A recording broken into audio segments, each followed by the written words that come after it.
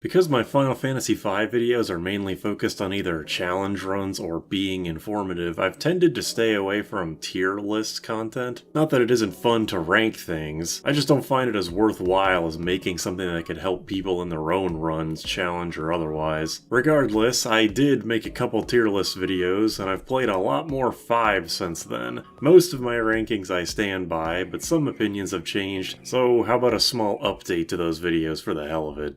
I think my time slip ranking was based on the Pixel Remaster version. In SNES and GBA, if a move inflicts multiple debuffs but the target can resist one, then the whole move gets blocked. That's why Aegis Shield is so valuable for Neo X-Death for dodging White Hole. Pixel Remaster changed it so that you instead get hit by whatever debuffs you aren't resisting, so it's better there, but it not being consistent makes it worse than I thought. Still though, Sleep and Old are great, it's easy to get, so I continue to consider it a good move.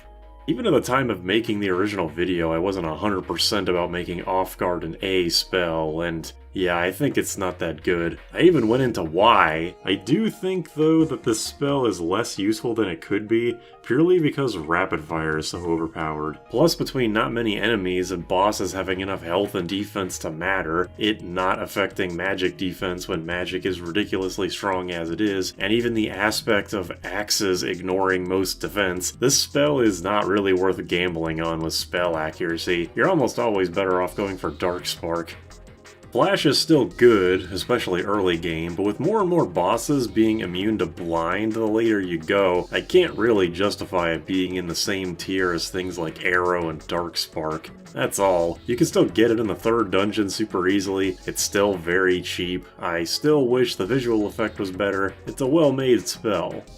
I really should have made SNES and GBA vampires separate tiers, so that's what I'll do now. A full heal for 2 MP is crazy, especially with it being gotten from the second enemy in the whole game. I'd also be remiss if I didn't mention Nayumi's SNES run on her channel, which has definitely made me appreciate it more, but it can still miss in critical situations, so I maintain my B ranking there.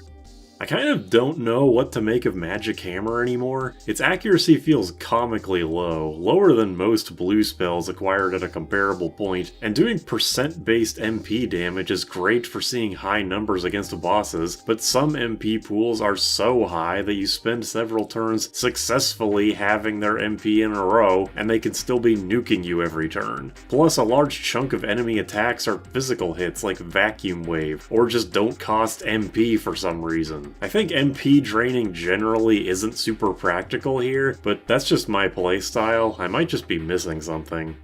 Many more enemies are level 3 flareable late game than I thought, like half the encounters in the final dungeon. The animation is super fast with a low MP cost, unlike a real flare, so grinding against said enemies is painless. Works against World 2 X-Death too, although for him I'm more partial to level 2 old. Getting the spell as early as possible is still a pain in the ass, and not even possible with most 4-job Fiesta parties, but since it's mostly useful in the endgame, I don't think it's necessary to get it then.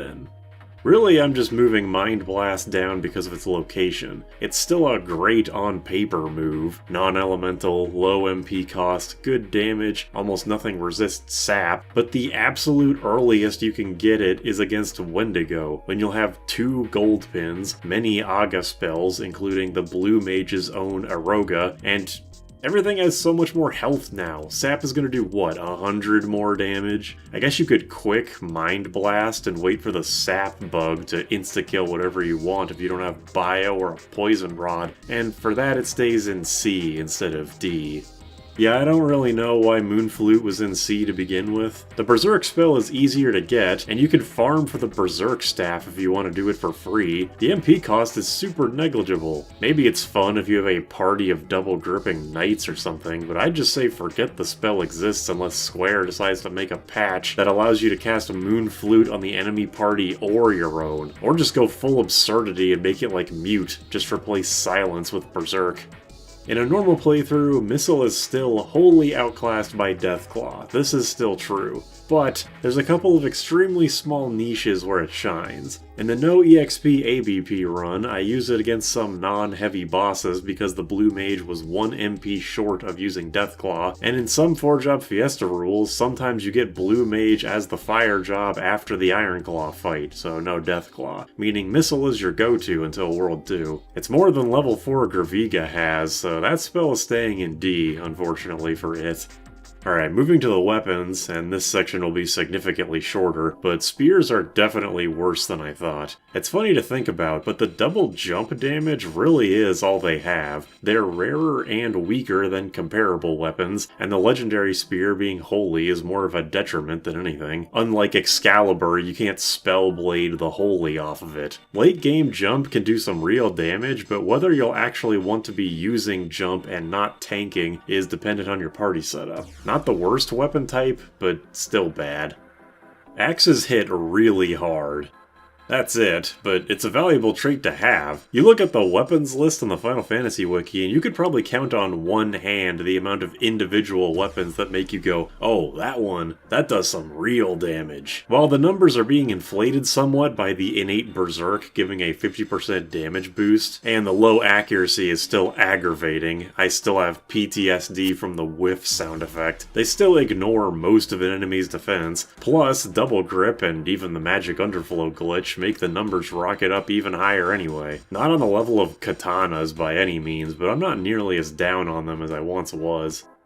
I'd also like to give an honorable mention to the Diamond Bell being the most randomly competent weapon in the whole game, maybe. If you didn't watch the Only Mages Only Attack video, the Diamond Bell was the weapon used for the longest amount of time throughout the run, not counting the healing staff, I guess. It's a back row weapon that consistently did 400 and up to everything but the tankiest of bosses. And no one would even ever know because, as I often repeat, there's no reason to use bells ever.